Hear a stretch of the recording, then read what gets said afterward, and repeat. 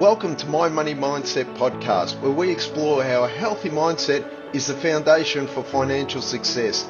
Each week, we delve into mindset hacks and practical strategies to help you enhance your income, help you make more appropriate investments for yourself, and to improve your overall financial well-being.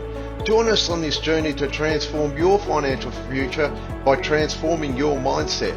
Please note that the information provided on this podcast is for general information purposes only and does not constitute as personal, financial or health advice. It has been prepared without considering your individual objectives, financial situation or life needs. Before making any financial or health decisions, you should consult with a qualified professional or financial advisor to ensure the information aligns with your specific circumstances. So let's begin and enjoy this journey as each episode teaches us on how to improve our overall mindset that it overall improves our financial success.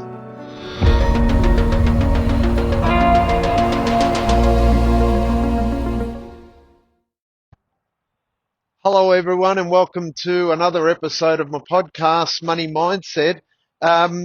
I wanted to get involved a little bit with business owners more so simply because with the end of financial year fast approaching where most of business owners start to sort of wrap up their financials for the year, a lot of the time we somehow have misunderstandings upon what we should be looking at as being able to carry before or do before financial year ends.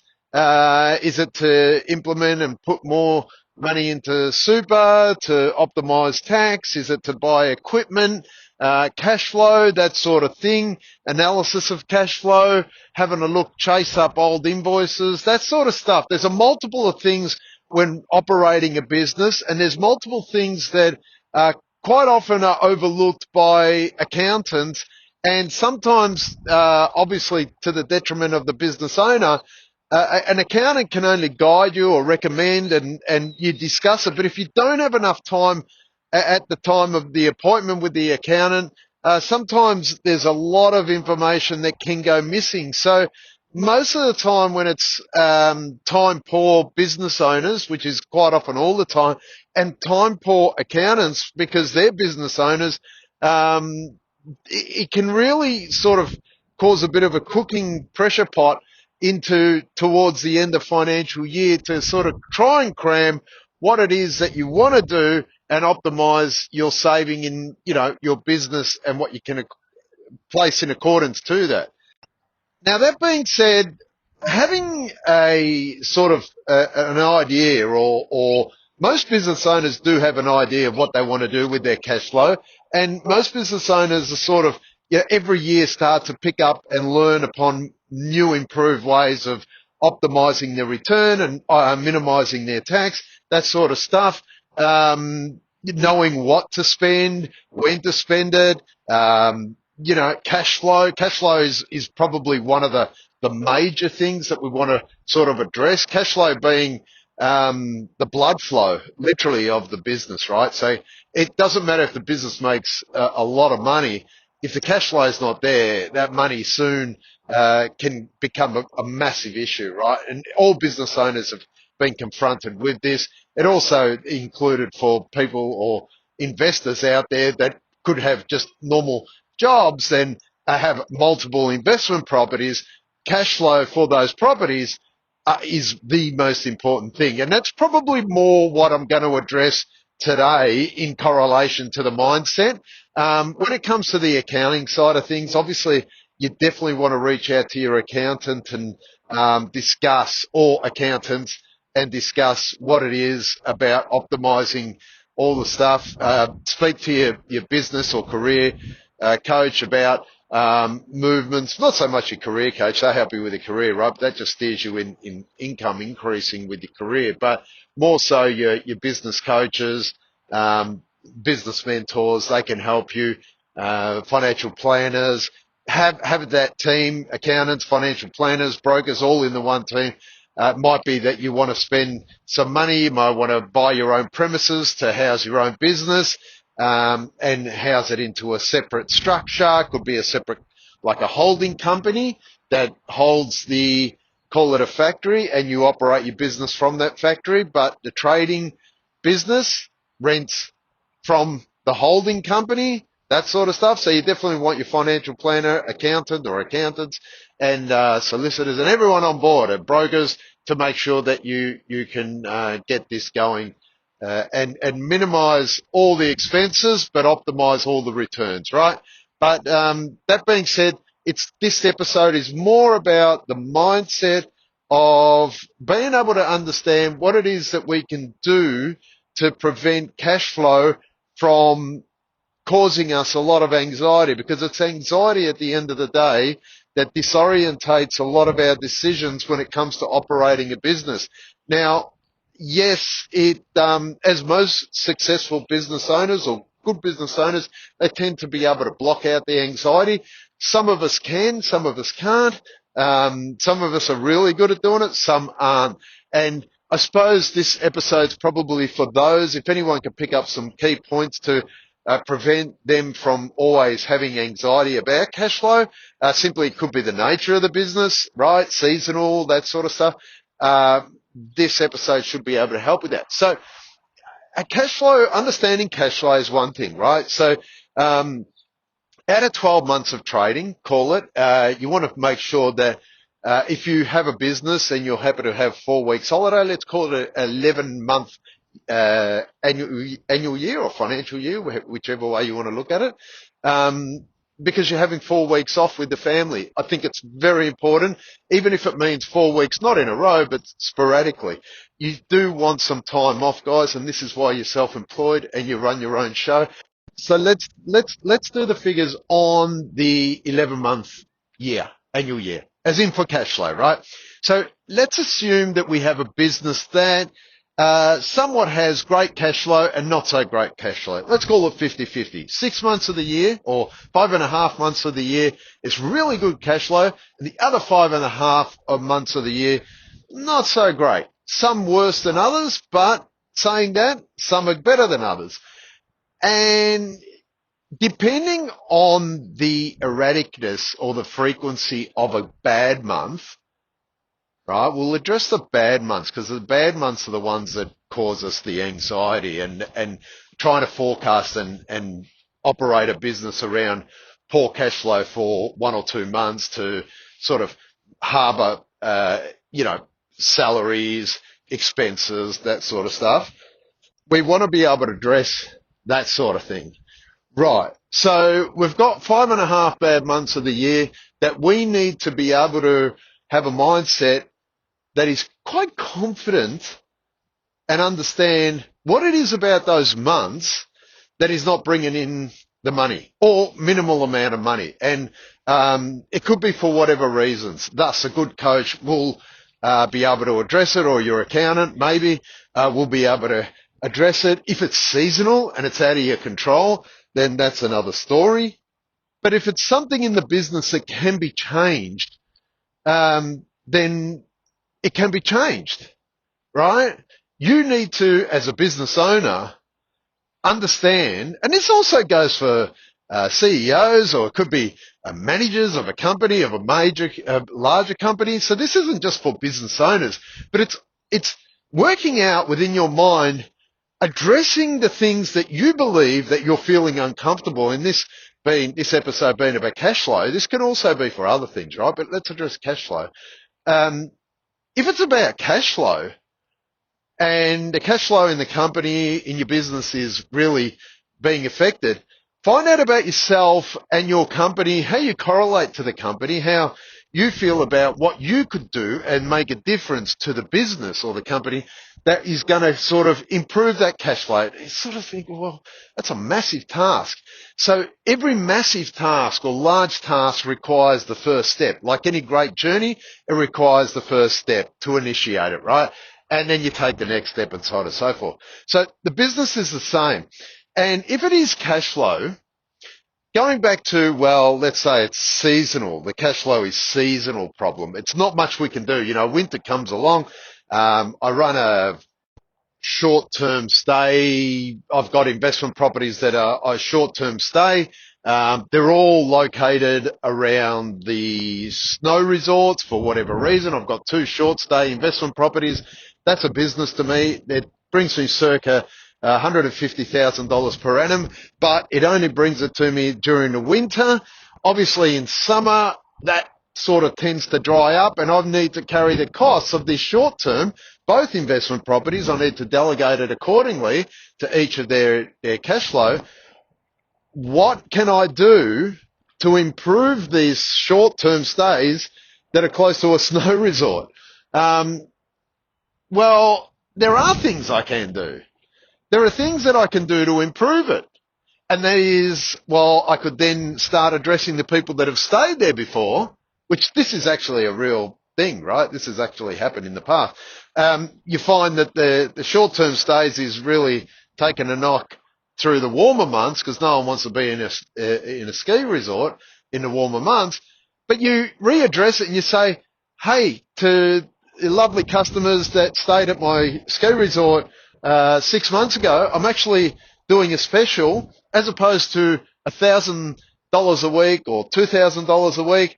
I'm actually giving all my clients now a 50% discount if you stay in for a week or more, or something to that effect. If you want to come along, I know it's not the most preferred destination, but if it means that your money could be tight, as in your client's money is tight, and they get this email and they go, gee whiz, 50% off, as opposed to spending $3,000 somewhere near the beach, it's 1,500, or you know, to that degree, you may pick up, and it actually does work, guys. Free complimentary things. If you're thinking about coming up to my ski resort or the cabin, I've actually got some gift vouchers for the local restaurants in the area that I actually knocked on the door to all the locals in the area who were more than accommodating to do this. And I actually said to the business owners that own restaurants and clothing, all that sort of stuff, right? The local retailers. And I said, listen, guys, if I was able to get gift vouchers or somehow get a discount upon if I was to get clients to stay in my snow resort cabins, and they were actually there to have gift vouchers of, I think it was back then it was $200 at a restaurant and so on and so forth, would you be happy to do that? And guess what? They were, because they were in the same predicament I was. So all of a sudden now, the retailers in the same area who aren't used to people coming there in the warmer months are like high-fiving, going, this is awesome, because it created business activity. So that's cash flow, right? That's doing something about it. It doesn't necessarily mean it's all got to revolve on my shoulders. What I actually did do was I encouraged the local retailers to sort of get involved, because then when they were at the restaurant, they'd identified that that was the client, and they'd start talking and they say, guess what? Stay at these cabins, which were my cabins, and the cash flow became a lot better. Now, let's say you weren't able to do that as the example. That's one of many examples that I can chew your ears off about. Literally, there's so many different examples to prove that. But what I'm saying is the weather I had no control over. But people always have a thirst to be able to utilize your products. And if you're a business owner or a CEO or whatever it might be, a team leader, there is always something that your company and business does that people need. Otherwise, it wouldn't survive, right? So knowing that, and knowing that sometimes we don't really have the luxury of being able to increase cash flow, there are certain things that we can do to do so. And it has to come from you, your mindset, your positive mindset. Right, going back to my example that I gave you, it wasn't that I sort of turned up and said, well, what can I do? I put my hands in the air and it's the weather. I can't do much about that, so I'm just going to cop the bad cash flow. It was more about keeping up and being inventive and being positive and looking for the best way to help other people, obviously save on a holiday, so give them a cheaper rate, get more people in through the door to rent, which gives me more cash flow, give the retailers opportunity to have more clients through the drier months,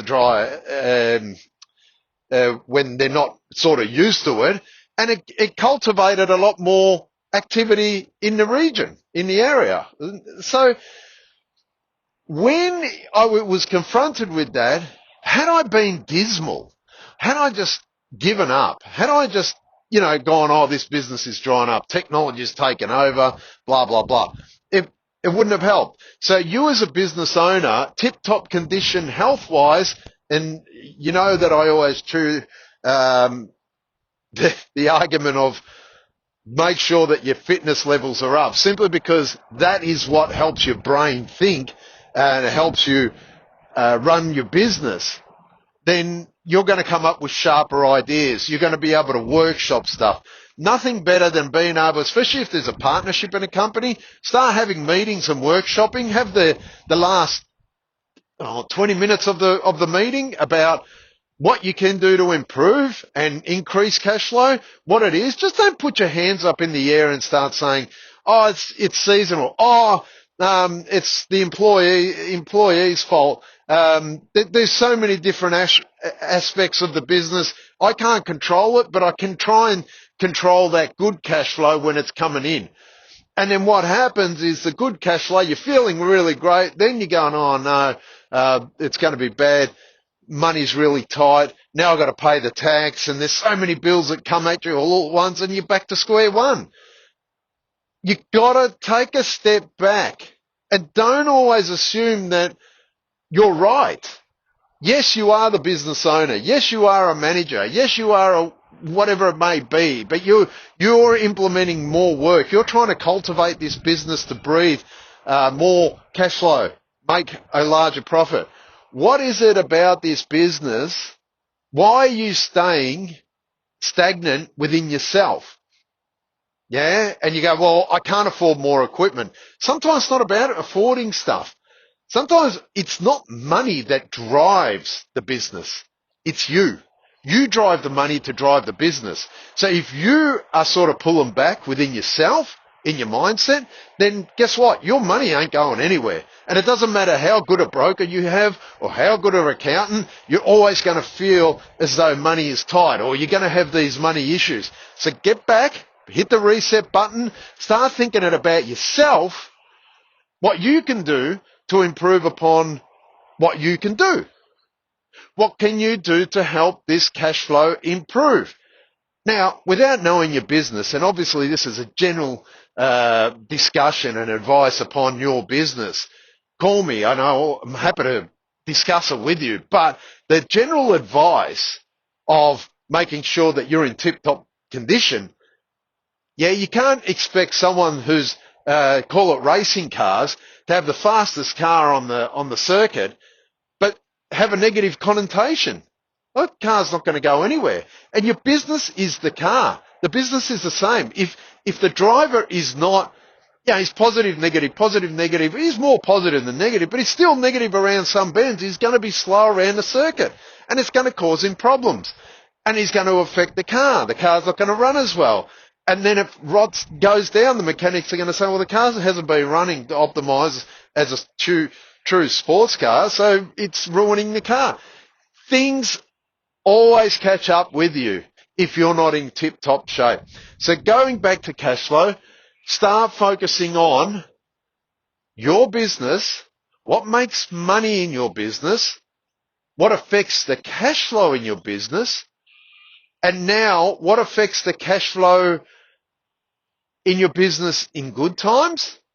Take analysis of that. So for instance, is it seasonal? Is it whatever it may be? And then take analysis of the cash flow in bad times and then compare the two. What is it? What are the differences? Is it because whatever? Go back to the ski resorts. It's seasonal. Or is it a business that, we only make rubber mats, for instance, and, it tends to be only a bit towards gymnasiums are ordering rubber mats and they tend to want to change their mats in springtime when people want to start joining the gym. If you're producing rubber mats, well, guess what? Other people need rubber mats in the wintertime as well, not just in spring or for the gymnasiums. If you've got one client or a handful of clients that are gymnasiums and that's all you do on the mats, reach out to other industries. Reach out to interstate. Reach out to whoever to be able to sell you rubber mats. Maybe introduce rubber other things as in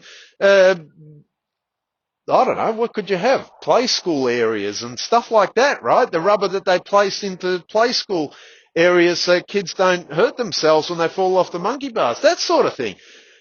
There's, these are just really random ideas and random businesses. But there's always something that we can do in a business if our mind is sharp. If our mind is not distracted, if our mind is not staying the same way as it was, like it was 5 years ago when you started the business, or 10 years, and now you're really tired and now you don't have the time. And if you're tired, take a break. I can't. I haven't got the money to be able to take a break. We can all start to implement and take a break. Oh no, people will come up and say, Mark, I don't really have the time between the kids, household, this, that and the other. I don't really have the time. And then my business, my clients are always ringing me, when have I got the time? I guarantee I could find your time. I guarantee that there is always, out of that 24 hours, 8 of them you sleep. Even if it's 6 hours you sleep, the other 8 hours you're at work, or the other 15 hours you're at work. I guarantee in that circle of 24 hours that we're going to be able to find time for you to rest, meditate, eat healthy, exercise, clean your mind up, get it sharp, get it focused, get it back to when it was when you started the business. Keen, eager, hungry, yeah? Start to identify the key areas that you had. Speak to a mentor. Speak to someone that actually understands you. It's just not a mentor who mentors a plumbing business then mentors a ballet business. I mean, really? I mean, that can be successful. But if someone's really good at mentoring tradespeople to get their business on the go, that's fantastic. They're probably that way geared to help people like that. Speak to someone that knows your business. Call them. I've got so many associates in the industry that they're great at what they do as business mentors or coaches, right? Especially the entrepreneurs. They've done it. They've done the Ks.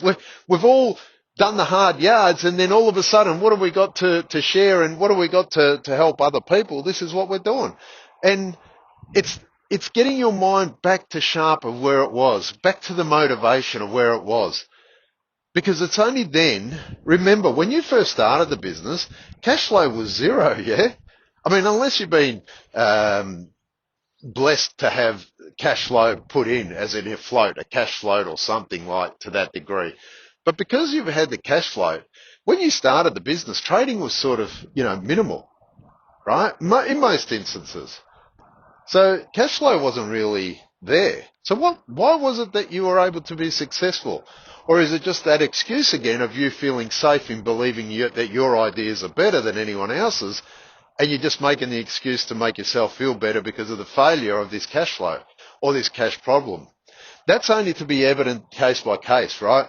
But you, deep down, in an open mind as a business owner, know yourself best. Especially as a manager. Is your team performing? What is it about the team that you could change? That sort of stuff. Be honest to yourself. Remember, when you first started the job, was it a team that you walked into, and that team probably not the best team for you or the business? You don't know until you start to delve, and you can only delve in deep when your mind is sharp. Break the problem down. Start to look at data. Data is fantastic.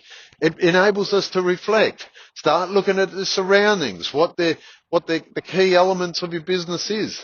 Not just you go through your textbook stuff. Textbook stuff's okay, but the reality of your cash flow is king, because that teaches you everything. And start looking at the data of your business. Start developing your sharp mind to read that data.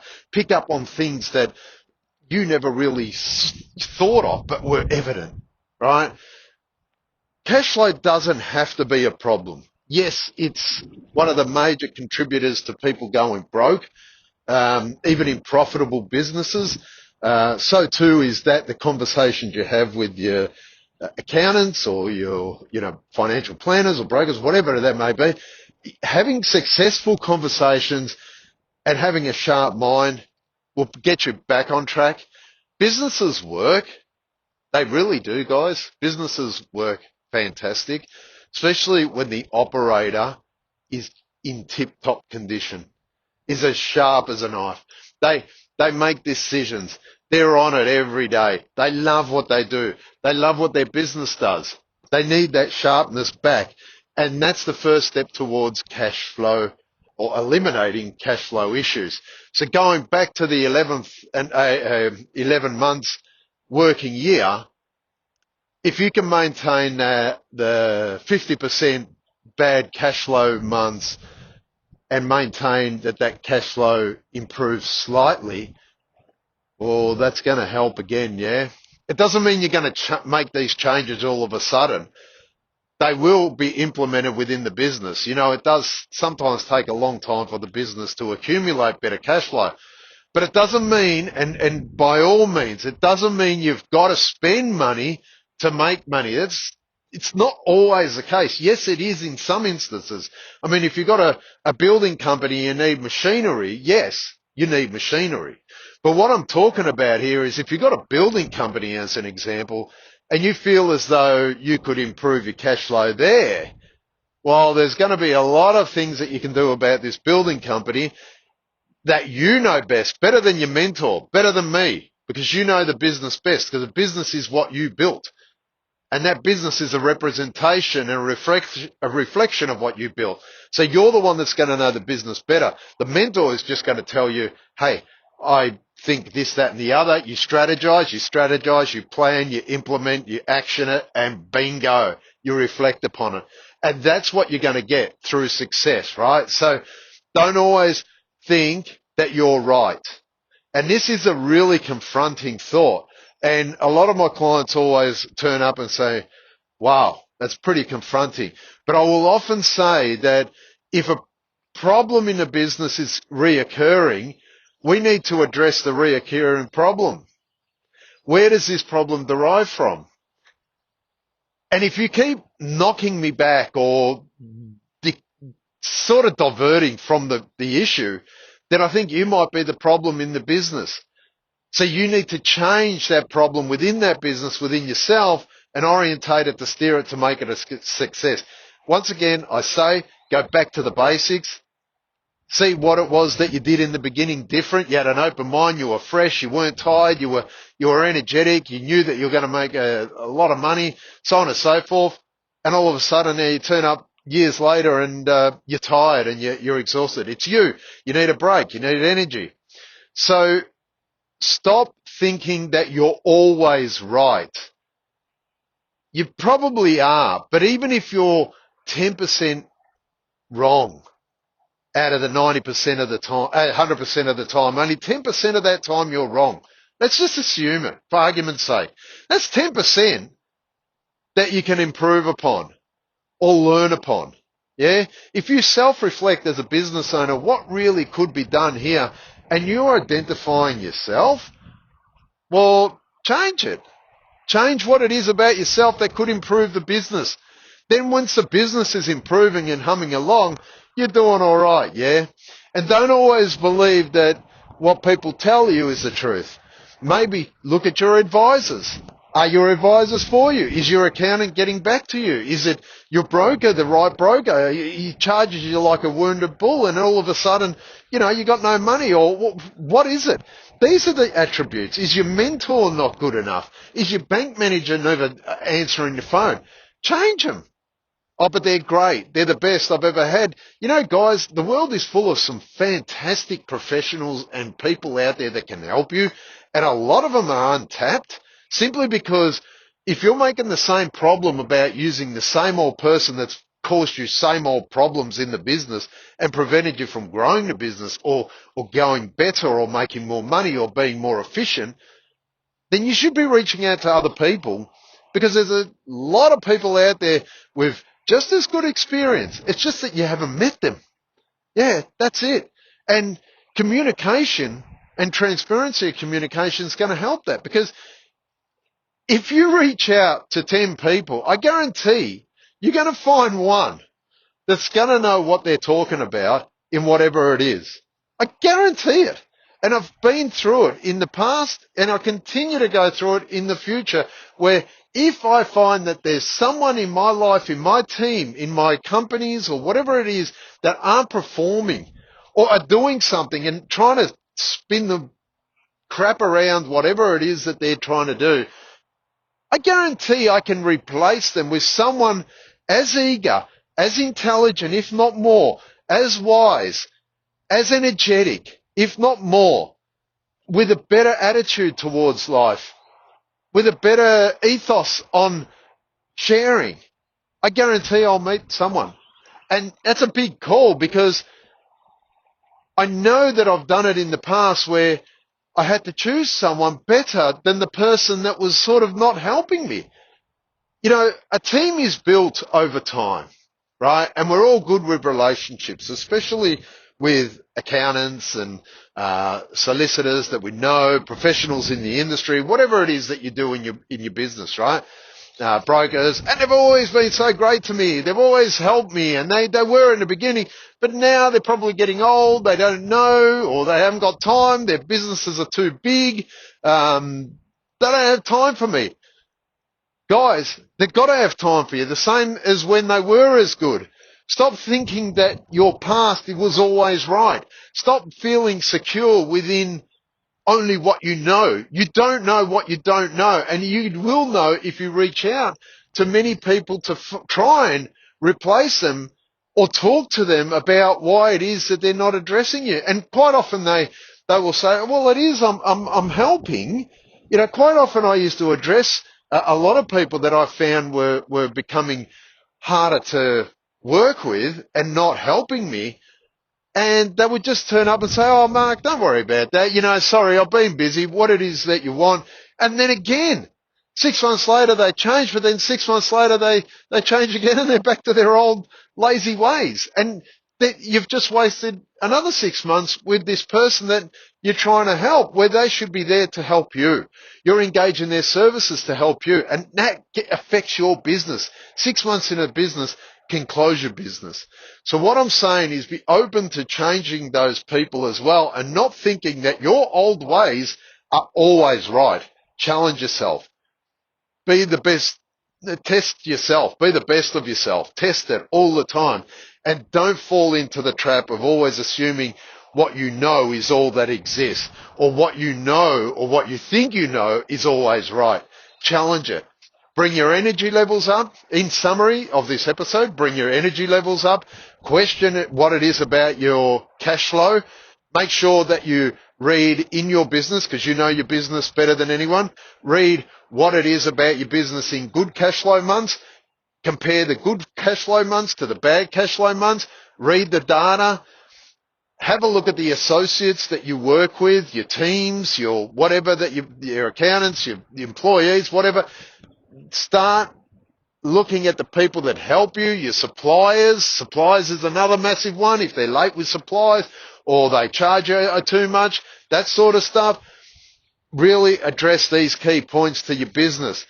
I guarantee, and then with your sharp mind, when you're addressing all these issues, and then you place another emphasis upon trying to reinvent the wheel for your business in the services or goods that it produces, to reinvent it, as in, like I was saying, what happened with the ski lodges in the warmer months, you will turn it around. And even if you pick up 10%, it's 10% that you never had. You pick up 5%, it's 5% that you never have. But whatever you pick up is going to help improve your cash flow. And guess what? Your mind flow is going to improve with your cash flow. That is a given. There's no way that you can't have a healthy mind and not a healthy reward at the end of your actions that you put in and day out. I really hope that helps, guys. Please message me if there's something else that you think that I missed in this episode or want to hear more of. Please message me, and hope you have a great day, and see you on the next episode.